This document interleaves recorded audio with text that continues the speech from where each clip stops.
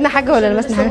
فلوسك زي ما هي حتى ما شاء الله يعني كوم اهو. حته ما القمار شاء الله ما شاء الله يعني. ايه ده كله؟ مش فلوسي، دي فلوس الشغل. ايه ده كله ما شاء الله. ما تسيب حاجه للبيت طيب. ما فلوس الشغل، اسيب حاجه للبيت ايه؟ وبعدين انا حاسس ان الفلوس دي ناقصه. لا ناقصة ايه؟ مالناش دعوه بالكلام ده. انت عد فلوسك بقى وشوف انت. مين انت؟ ما تفتش حاجه وانت واقفه. احنا اهو. بص اهو عايز تفتش ماما ما تفتشش. انا هزره ولا ايه؟ اهو يا ضنايا. وانا معيش حاجه خالص. ده انا ما خدتش منك. ده انا جاي. حته الكم اللي حته. طيب انا شكلي هعدهم من اول جديد، عشان الفلوس دي لازم تتقسم، كل واحد في الشغل اللي معايا ياخد فلوس. خش اعمل لي كوبايه عصير ربنا يعينك. على ما اخلص. ربنا يعينك يا رب. يلا يا ماما. الهدوم اهوت وحطيت لك الجيب ووريت لك جيبي كمان. ماشي. استرها عليك يا ابني. ما انت يا برضه ما اشوفك. امال الفلوس دي راحت فين؟ انا مش مطمن لهم.